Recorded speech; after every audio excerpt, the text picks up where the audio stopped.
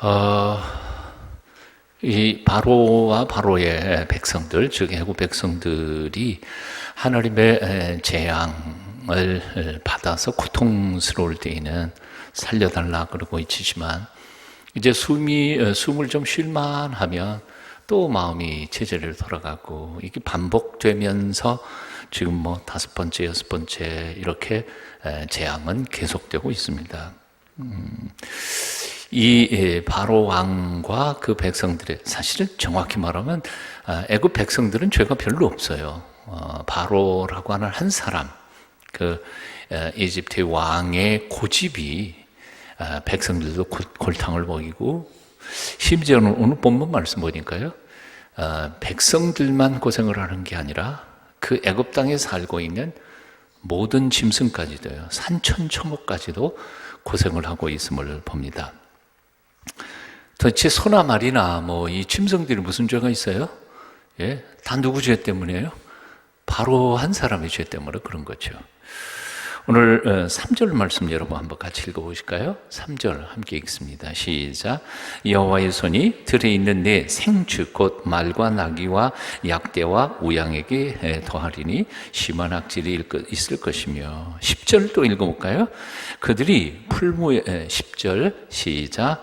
그들이 풀무의 죄를 가지고 바로 앞에 서서 모세가 하늘을 향하여 날리니 사람과 어디게요? 짐승에게부터 독종을 바라고. 25절도 또 읽어봅니다. 25절 심지어는 짐승들뿐만 아니라 채소 그리고 식물까지도 다 고생을 합니다. 25절 시작. 우박이 애굽 온 땅에서 사람과 짐승을 물어나고 무릇 밭에 있는 것을 쳤으며 우박이 또 밭의 모든 채소를 치고 들의 모든 나무를 꺾었으되. 즉 다시 말하면 바로 한 사람의 완악함, 그 범죄가 애굽 땅에 있는 모든 짐승들도 골탕을 먹이고, 짐승만이 아니라 나무도 채소도 몽땅 어려움을 겪고 있었다는 사실이죠. 오래전에 우리 교회에서는 북한에 뭐 밀가루도 보내고 뭐 그랬던 적이 있었습니다. 이제 그때 북중 경계 지역이죠. 그쪽에 제법 몇 번 갔다 왔습니다. 북한 땅엔 못 들어가니까요, 중국 땅에서 두만강을 건너서 북한 땅을 바라보면서 느꼈던 느낌이 바로 그런 것이었어요. 예. 두만강 북쪽에 있는 북한 땅은 땅도 기름지고요, 뭘 심어도 잘 돼요. 열매도 좋고요, 산도 푸르고 나무도 많고. 근데 그 강 하나 사이인 건너편에 있는 북한 땅에는 산에 나무가 별로 없어요. 다 깎아버렸고요, 불 다 떼버렸고요. 그리고 거기다가 뭐 농사 짓는다고 짓는데 산에 나무가 없으니까 비만 오면 다 사태가 져서 다 흘러내려가요. 그러니까 제대로 농작물도 자라지를 못해요. 참, 강 하나 사이인데 한쪽 북한 땅과 중국 땅이 차이가 이렇게 나더라는 거예요. 그러니까 결국 이런 생각을 해봤어요. 누가 그 땅을 통치하느냐, 누가 주인이냐에 따라서 땅도 저주를 받는 거예요. 땅도 저주를 받아요. 사람이 잘못하면, 사람의 탐욕이 들어가면 그 사람과 사람에게 속해 있는 짐승도, 심지어는 집도, 그리고 나무도 풀도 다 저주를 받더라 하는 거죠. 집 주인이 누구냐에 따라서 집도 윤기가 나기도 하고요, 폐허가 되기도 하고요. 그렇잖아요. 얼마 전에 뉴스 보도 보니까요, 서울 한복판에 집 몇 채 가지고 있는 할머니가 그냥 집 냄새 엄청난 쓰레기 통을 만들어 버리는 게 보도되는 것을 본 적이 있었습니다. 그러니까 사람 잘못 만나면 개도 고생하고요, 닭도 고생하고, 소도 고생하고, 심지어는 집도 고생을 하고, 나무도 풀도 다 고생을 하는 것 같아요. 한번 따라해 보실래요? 사람이 죄를 지으니까 산천초목도 저주를 받는다. 내가 잘못하면 부모가 아니, 그건 안 해도 돼요. 부모가 잘못하면 애들이 고생하잖아요. 안 그래요? 아빠 엄마가 싸우면 자식들이 숨 쉬고 집에서 살 수 있겠어요? 아빠가 도박, 갬블에 미쳐버리면 그 집안 풍비박산 나는 거죠. 마찬가지인 것 같아요. 사람이 잘못하면 그 사람과 관계된 모든 것이 저주를 받습니다. 로마서 8장에 보니까 사도 바울은 그래서 이런 글을 썼습니다. 로마서 8장 22절에 피조물이 다 이제까지 함께 탄식하며 함께 고통하는 것을 우리가 아나니. 그러니까 사람만 고생하는 게 아니에요. 사람들이 죄 짓고 이기적으로 살고 미워하고 그러면 그 주변에 있는 모든 것이 다 어려움을 겪게 되더라는 거죠. 사실 예전에는 참 대한민국 땅이 금수강산이었습니다. 어렸을 때도 가만히 생각해 보면요, 제 고향 춘천 소양강이 사람 어른 키로 3길, 4길 된다 그러는 강인데에도 다리 위에서 이렇게 내려다보면 그 밑에 자갈이 다 보였어요. 그 깊은 강물이었는데에도. 그래서 다리 위에서 이렇게 내려다보면 잉어가 막 다니는 게 눈에 보이고요. 예, 그렇게 깊은 데에도 단지 색깔만 좀 달라졌어요. 옆에 강 옆에는 조금 물 색깔이고요. 조금 더 깊이 들어가면 연두색이고요. 그다음에 조금 더 깊이 들어가면 색깔이 점점 진해지죠. 아직도 그게 참. 그래서 그 강물 그냥 퍼먹어도 배탈 안 났어요. 오염되지 않았으니까요. 예. 근데 요즘은 어떻습니까? 제가 어쩌다가 춘천 가봐도 아이고 이거 손바닥 하나 깊이도 눈에 보이지 않아요. 다 흐름돼서 탁해버린 거죠. 예, 망가졌어요. 그러다가 보니까 그런 강물을 받아가지고 수돗물 해서 보내니까 수돗물 안 먹잖아요. 예, 수돗물 건강하다. 그래도 그거 믿는 사람은 별로 없는 것 같아요. 다 물 사다 먹고요. 얼마 후에는 아마 공기도 산소통 빌려다 이렇게 사 먹어야 될 것 같아요. 몇몇 사람들은 아마 그러고 있는 것 같기도 해요. 예. 가끔 정신 차리려고 이제 산소 해가지고 마시기도 하고요. 참 이제는 공기까지도 마셔야 되는 참 불쌍한 세상을 우리는 맞게 되었습니다. 아니 요즘엔 특별히 또 계란 사 먹는 사람 손 들어볼까요? 계란 요즘은 아주 난리더라고요. 닭도 안 먹고요. 제가 참 치킨을 좋아하는데 참 요즘 먹는 거 좀 겁이 나요.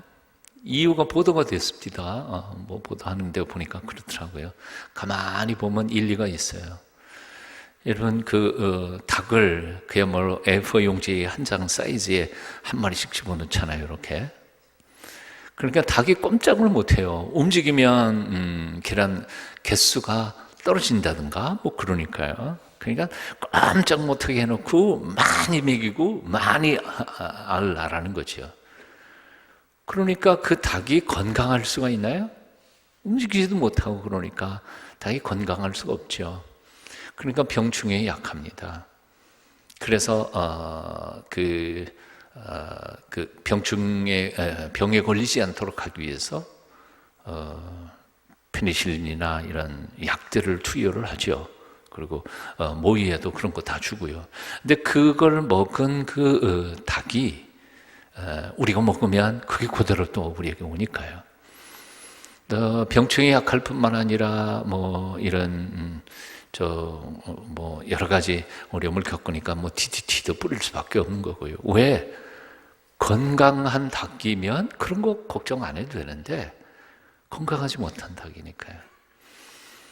결국 인간의 욕심과 탐욕이 닭들을 병들게 만들고 소를 병들게 만들고 병든 닭과 소를 먹는 우리 인간이 바로 병들어 버릴 수밖에 없는 거죠.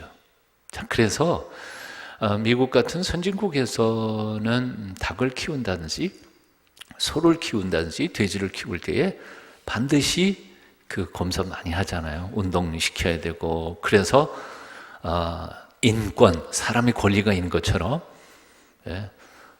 돼지도 권리가 있어요. 운동할 수 있는 권리. 아마 돼지나 닭들이 데모할 수 있다면 아마 우리에게도 자유를 달라 뭐 그랬을 것 같아요. 그래서 아마 요즘 생각은 그래요. 인권이라고 하는데 아마 돼지는 돈권, 또 닭은 개권. 그런데 그것은 그 짐승의 권리라기보다는 사실은 인간이 건강을 위해서 그렇게 해야 된다는 거죠. 실제로 시골에서 그냥 풀어서 놓는 그 닭 맛도 있지만 건강한 먹거리가 되는 거 아니에요? 풀어서 놓아 기른 소, 젖소에게서 나오는 우유, 건강한 우유가 되는 거죠. 인간의 탐욕이 어떻게 하는지 많이 만들어서 돈 많이 벌려고 시도를 하다가 보니까 다 병들고 인간도 병들게 되는 것 아닐까 생각해 보는 겁니다. 하나님께서는 세상을 물리적으로만 지으시지 않으신 게 틀림이 없어요. 화학 기호에 무슨 탄소, 질소, 산소 그래가지고 이 온 우주를 그렇게 물리적, 화학적으로만 생각하는데 사실은 그것으로는 측량할 수 없는 그런 존재가 실험기구에서는 발견되지 않는 그런 요소를 가지고 하나님은 세상을 지으셨다는 거죠. 그게 뭘까요? 사랑이고요, 하나님의 말씀이고요, 정신세계, 영적인 부분이고요. 제가 몇 년 전에 장수, 그 무주 진안 장수, 그게 아주 옛날에는 가장 시골이잖아요. 무진장 시골이라 그래서 무주 진안 장수라 그럽니다. 그런데 거기 이 장수에 있는 한 교회에 부흥회를 갔더니 거기 안수 집사님이 고추를 기르셨어요. 수경 재배했어요. 비닐하우스가 3,000평이고 엄청 넓어요. 그 엄청 넓은데 사람이 한 명도 없습니다. 왜냐하면 완전 기계화 됐기 때문에요. 필요하면 물 주고 물 주고 물 뿌리고 그러니까요. 온도 조절은 자동으로 되고요. 그런데 그 넓은 2,000평, 3,000평 그 비닐하우스 안에 노래가 은은히 퍼집니다. 클래식 음악이 들리고요, 복음성가 들리고 찬송가가 들리고 그래요. 그래서 저는 일하는 사람이 있는가 보다고 생각했어요. 그래서 집사님이 안내를 해서 한 바퀴 다 돌고 나왔는데 한 사람도 못 봤어요. 그래서 내가 질문을 했죠. 아니, 이 음악은 누구 들으라고 틀어놓은 거예요? 난 일하는 사람이 있는 줄 알고 기분 좋게 일하라고 틀어놓은 줄 알았더니 그 양반이 한 말이 고추 들으라고 음악을 틀어놓은 거라고 그래서 고추가 음악을 들어요? 그랬더니 그때 그 양반이 일본의 저자가 쓴 그 논문집 하나를 이렇게 번역한 거를 저한테 보여주더라고요. 거기 보니까 식물이 클래식 음악을 들을 때와 락 음악을 들을 때의 차이점, 이런 것들을 비교했어요. 벼가 락 음악을 들으면 다싸리기가 나오고요, 락이 하도 뚫겨가지고, 클래식을 들으면 아주 통통하게 살이 잘 찬다는 거예요. 그런 걸 요즘 젊은이들은 여기다 이렇게 대놓고 락 음악을 들으니까 이게 뇌가 제대로 살아남겠어요? 아마 정신 없을 것 같아요. 근데 고추에게 클래식 음악과 찬송가와 복음성가를 들려주니까요, 효과가 있긴 있냐? 그러고 물어봤어요. 진짜 효과가 있대요. 병충해에 강한 고추가 나오고요, 아주 맵지도 않은데 굉장히 맛있대요. 잡숴보시라고 한 2박스 제 차에 실어줬어요. 부흥회 끝나고 올라올 때. 맛있었어요, 정말.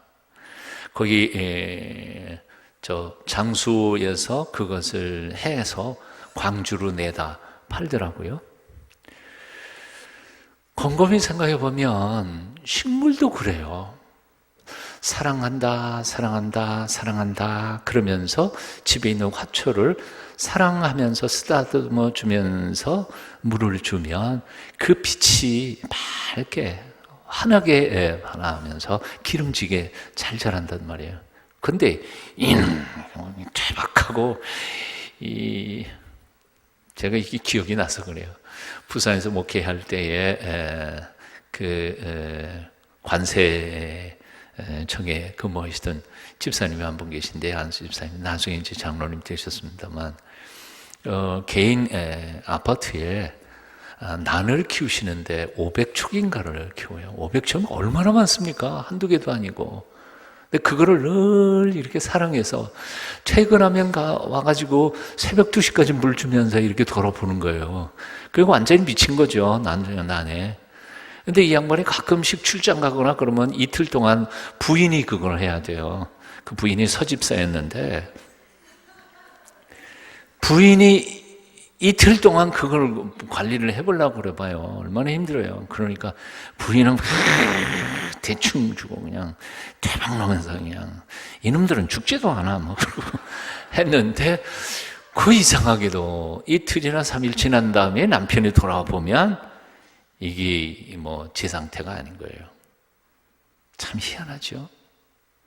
강아지건 닭이건 소건 난이건 간에 사람의 사랑에 가면 빛이 나고요. 그런데 동물도 그렇고 식물도 그렇다면 하나님의 형상대로 지음을 받은 인간들이야.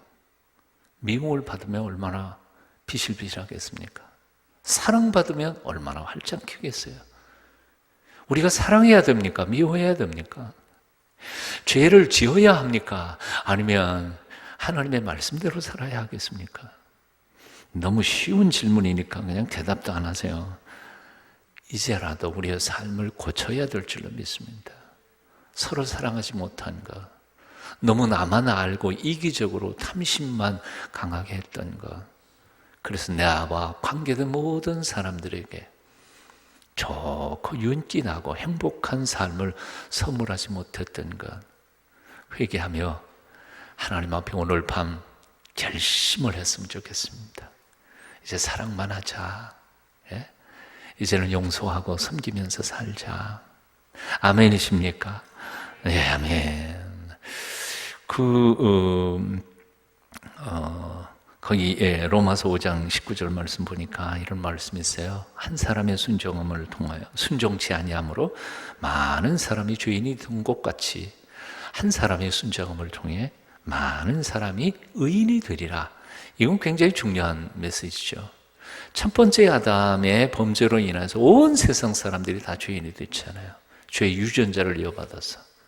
근데 두 번째 아담이신 예수 그리스도께서 십자가에 못 박혀 피 흘려 죽으심으로 해서 그의 속죄의 은혜가 모든 사람이 하나님 앞에 하나님의 아들이 되고 딸이 되는 길을 열어놓으신 거죠.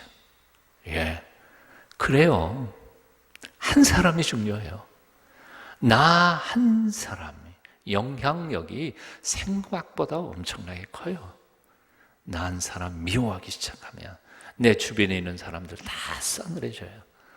나 한 사람 사랑의 얼굴 빛을 드러내면 다 그 얼굴 보는 사람마다 행복해지지 않아요. 참 저는 이런 거 생각해요. 하품이 전염될까요? 네, 하품이 전염돼요. 딴 사람은 그러면 나도 하품이 나는 것 같아요. 졸음도 전염이 돼요. 미움도 전염이 되고 사랑도 전염이 되고 믿음이 강한 사람 옆에 있으면 나도 믿음이 강해지고요.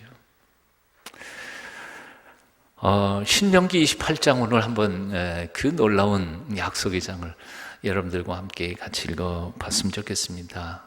신명기 28장 아시죠? 말씀대로 순종하기만 하면 내가 너만 복 주는 게 아니라 너에게 관계된 모든 것에 내가 복을 주겠다. 떡반죽 그릇이 복을 받고 뭐 등등 같이 우리는 자꾸 잊어먹으니까 한번 읽어봐요. 자, 띄워주세요. 신명기 28장 1절부터 10절까지 함께 읽어보실까요? 뜻을 생각하면서 같이 읽어봅니다. 시작. 내가 오늘날 내게 명령하는 그 모든 명령을 지켜 행하면 네 하나님 여호와께서 너를 세계 모든 민족 위에 뛰어나게 하실 것이라. 내가 네 하나님 여호와의 말씀을 청종하면 이 모든 복이 네게 임하며 네게 이르리니 성읍에서도 복을 받고 들에서도 복을 받을 것이며 내 몸의 자녀와 내 토지의 소산과 내 짐승의 새끼와 소와 양의 새끼가 복을 받을 것이며 내 광주리와 떡반죽 그릇이 복을 받을 것이며 내가 들어와도 복을 받고 나가도 복을 받을 것이냐. 여호와께서 너를 대적하기 위해 일어난 적군들을 내 앞에서 패하게 하시리라. 그들이 한 길로 너를 치러 왔으나 내 앞에서 7길로 도망가리라.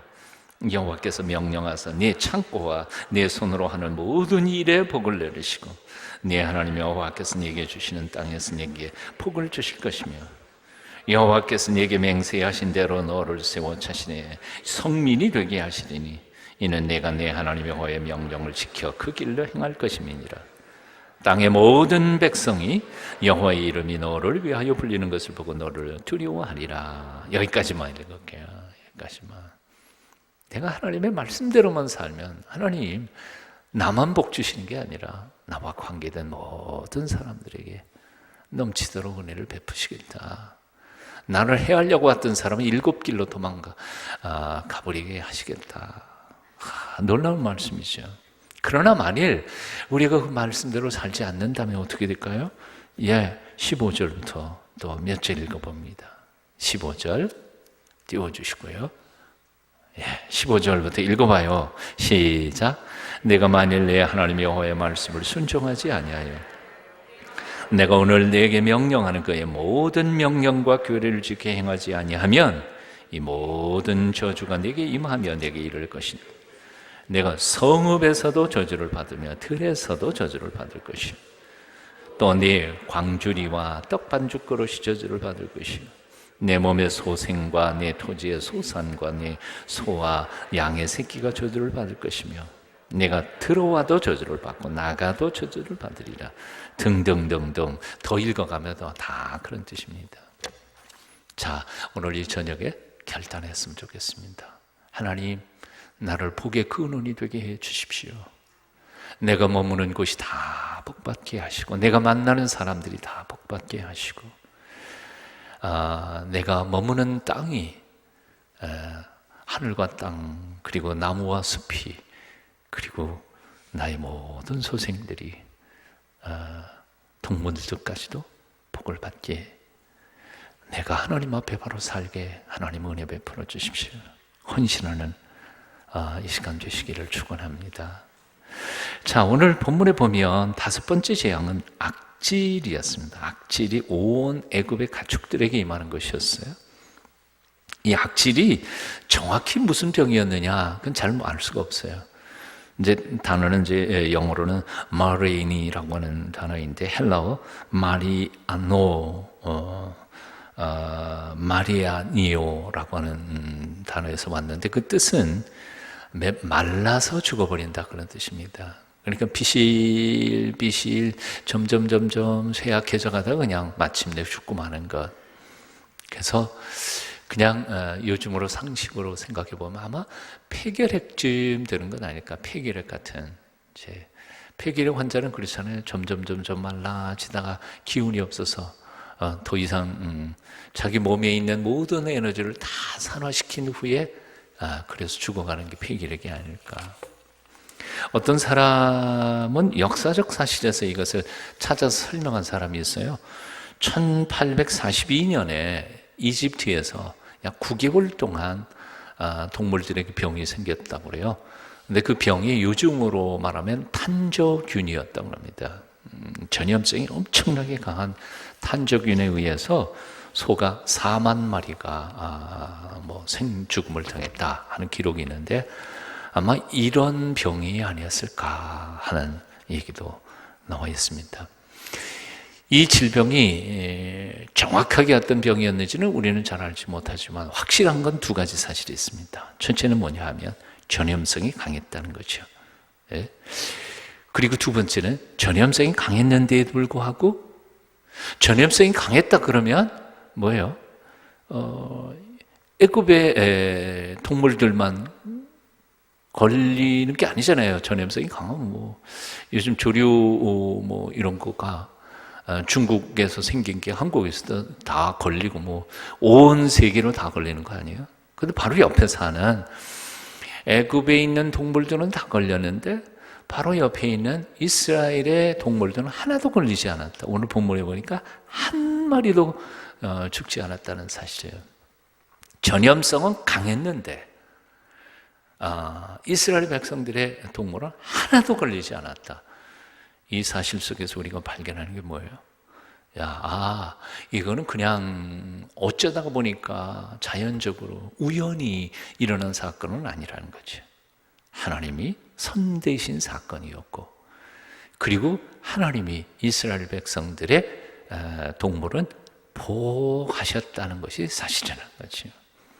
오늘 본문에 보니까 6절에, 여러분 6절 한번 같이 읽어볼까요? 6절 함께 읽습니다. 시작.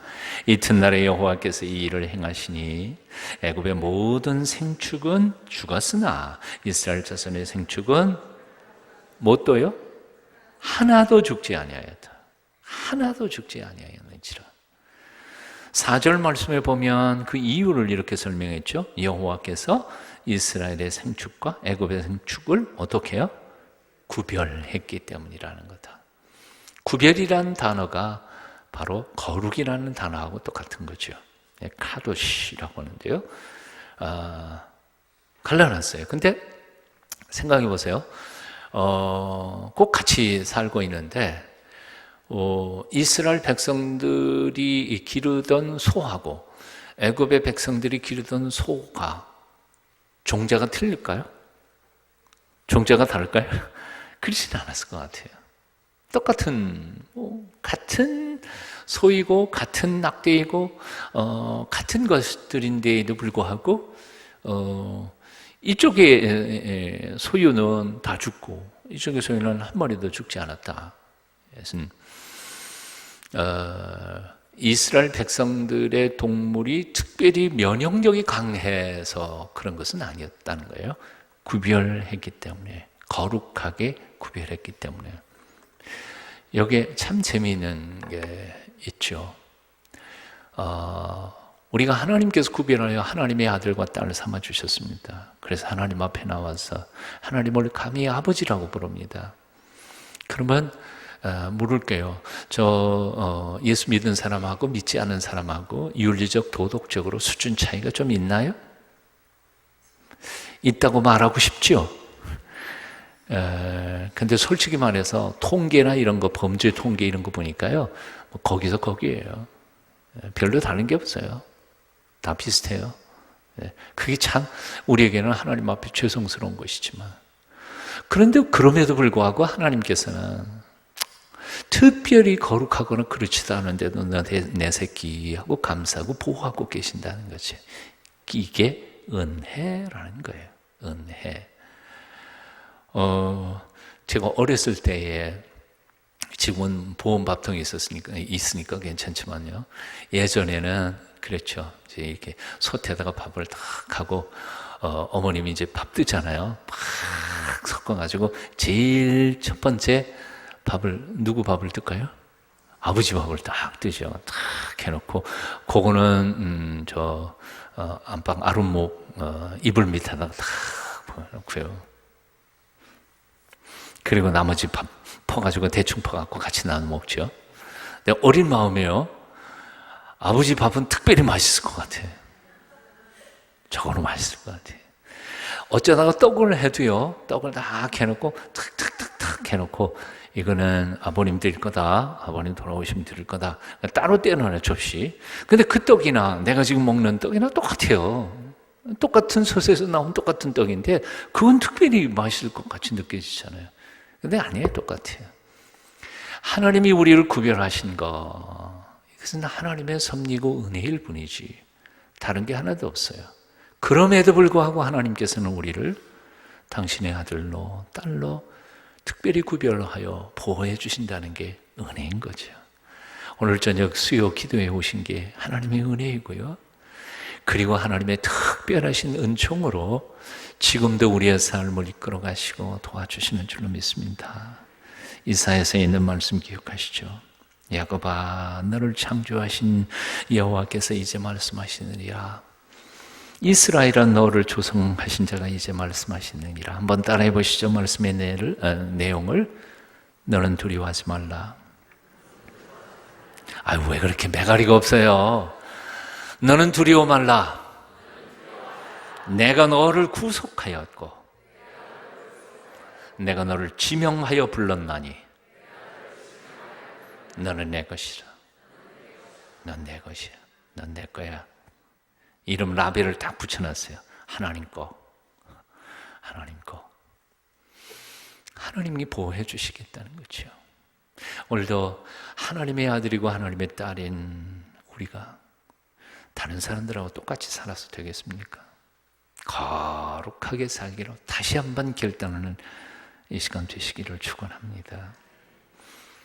자, 시간이 많이 갔으니까 이제 하나는 넘어가고요. 이제 마지막 결론 말씀 한번 같이 생각해 보겠습니다. 27절, 28절.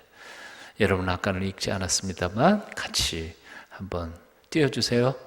27절, 28절 함께 읽습니다. 시작.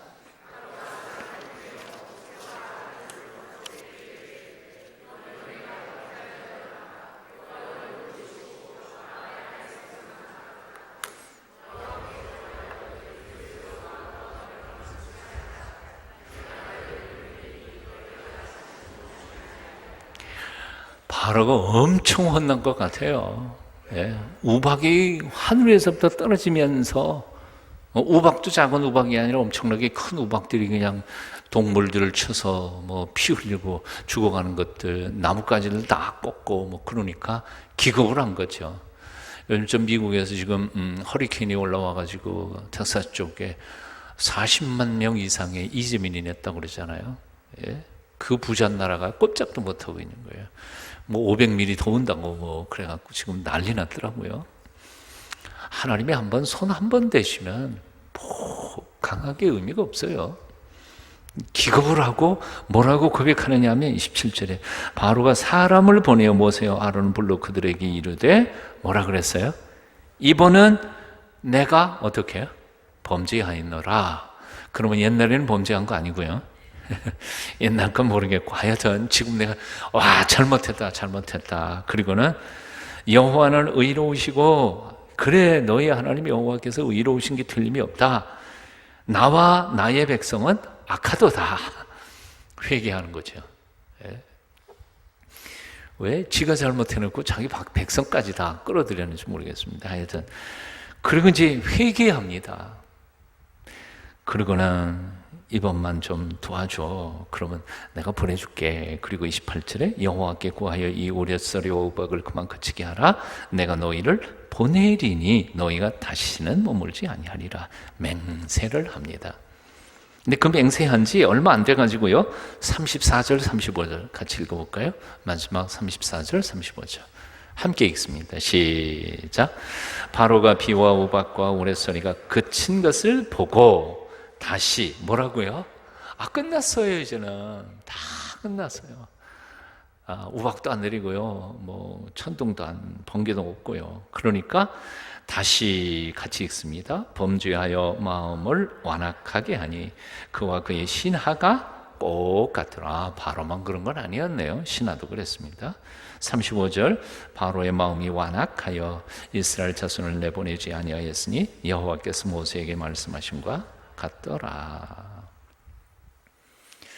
바로가 누구하고 똑같습니까? 네, 자백을 안 하시네요.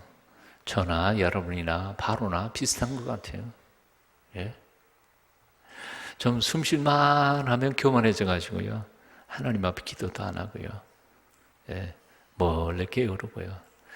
그러다가 조금만 어려움이나 고민이 생기기 시작하면 그때는 또 하나님 살려주세요. 내가 잘못했어요. 다시 열심히 믿을게요. 그러다가 또 좀 편안하면 사사기를 우리는 반복해서 살고 있어요. 출애굽기의 바로의 행위를 우리는 반복해서 똑같이 카피하고 살고 있어요. 예. 오늘 이 저녁에 우리의 부끄러운 바로와 똑같은 우리의 모습을 회개하며 하나님의 긍휼을 구하는 이 시간 됐으면 좋겠습니다. 근데요, 솔직히 말해서 이 강팍함, 이 간사한 마음, 내가 잘못이라는 것을 알면서도 쉽게 고치지 못한다는 게 문제예요. 안 그래요? 교만하지 말아야지. 그리고 하나님 말씀 들을 때에는 결심을 하는데요, 설교 끝나고 조금 세상에 나가서 한 몇 걸음 더 가다가 보면 다시 또 싹 목에 힘주고 교만한 생각이 나요. 왜 내가 내 마음을 다스리지 못하는지 몰라요. 인간의 연약함 때문인 거죠. 그래서 하나님이 은혜의 길을 또 열어주셨어요. 에스겔서에 나오는 거죠. 에스겔서 말씀 한번 제가 읽어드릴까요? 에스겔이 있는 말씀, 에스겔서 36장 26절. 또 새 영을 너희 속에 두고 새 마음을 너희에게 주되 너희 육신에서 굳은 마음을 제거하고 부드러운 마음을 줄 것이며. 결국 완악한 마음을 없애는 것도 우리 결심으로 되는 게 아닌 것 같아요.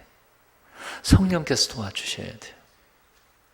내 딱딱한 마음, 굳은 마음을 제하고 부드러운 마음을 가지게 하시고, 완악한 강팍한 마음을 제거하시고, 하나님 앞에 순종하는 아름다운 순전한 마음을 주시는 것도 성령께서 하시는 일인 것 같아요. 그래서 기도해야 할 필요가 있고요, 하나님 앞에 도우심을 요청하는 거죠. 오늘 이 저녁에 여러분의 그 기도가 하나님 앞에 응답되시기를 축원합니다.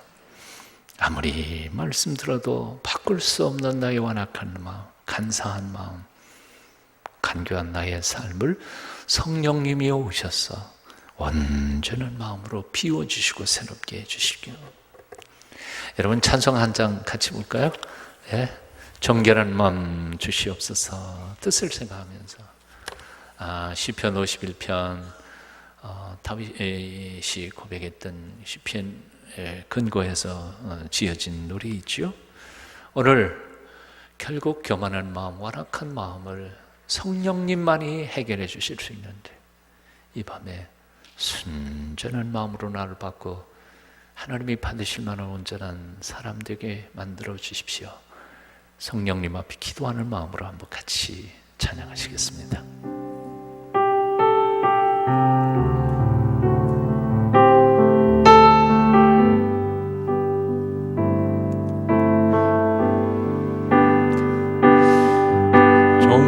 정결한 마음 주시옵소서.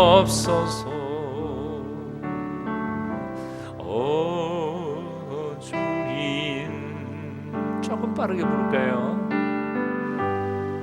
정직한 영을 새롭게 하소서.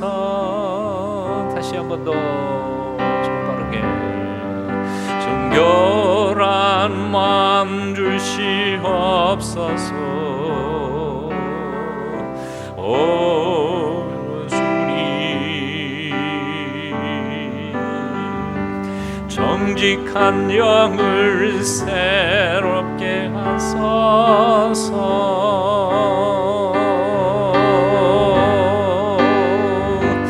나를 주님 앞에서 멀리 하지 마시고 주의 성령을 거두지 마옵소서.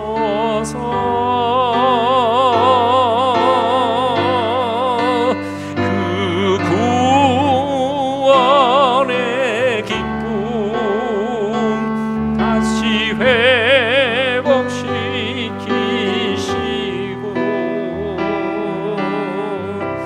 변치 않는 마음 내 안에 주소서.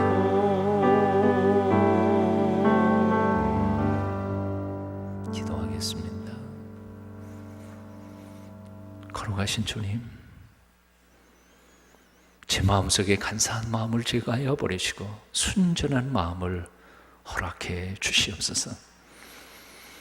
제 마음의 교만을 뽑아버려 주시고 겸손하고 하나님의 말씀 안에서 살아가는, 용서하고 사랑하는 마음으로 온 세상을 아름답게 만들어가는 하나님의 사람들로 인쳐 주시옵소서. 나 때문에 마음 아파하는 사람들이 아니라 나 때문에 누군가는 행복해지고 기뻐하는 사람들이 많도록 주여 우리의 삶과 언어 행실이 하나님 보시기에 아름다운 하나님의 자녀들 되도록 은혜를 베풀어 주시옵소서. 아무리 결심해도 안 되는 것 주께서 하십니다. 성령이여 우리를 온통 하나님의 사람들로 인쳐주시고 붙잡아 주시고, 부족하지만 우리를 통하여 하나님 영광 받으시옵소서.